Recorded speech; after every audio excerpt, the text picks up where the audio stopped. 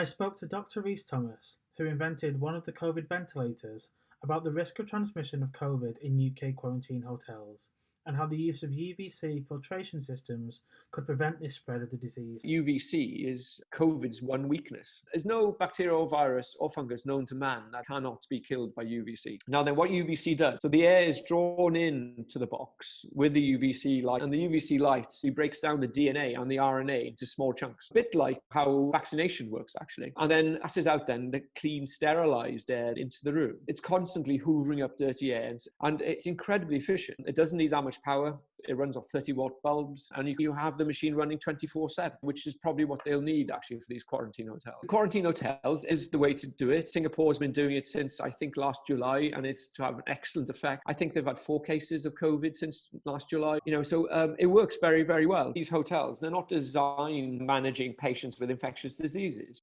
And we've got to give them the tools so that they can stop turning into little viral replication centers, which you would do. But if you can clean that air, then obviously you can reduce the amount of COVID that's transmitted inside the home, which is the predominant way that COVID is being transmitted. The bigger worry then is that air recirculated? So if that air is recirculated, then you've got a massive problem on your hands, because you're blowing air into a room with somebody potentially who's got COVID in it, and then you're sucking it up and sending it to somewhere else. So before you know it, if even a proportion of that air is recirculated, before you know it, everybody in the hotel could have COVID, even though they haven't met each other. 40% of all NHS staff have caught COVID from other patients or other staff inside the hospital. So that's one of the biggest areas where COVID's been caught. The next place where it's going to multiply is these quarantine hotels. The previous variant we had, last year's COVID, we needed 6 room air circulations an hour to delete the virus enough so that people didn't catch COVID. Now, unfortunately, with the new variant, it's a lot more infectious. So you need about 10 air circulations an hour to be able to dilute it enough so that you don't catch it. Just imagine if you threw in a UVC device which sterilized the air on top of that. And that's really the level we should be doing, because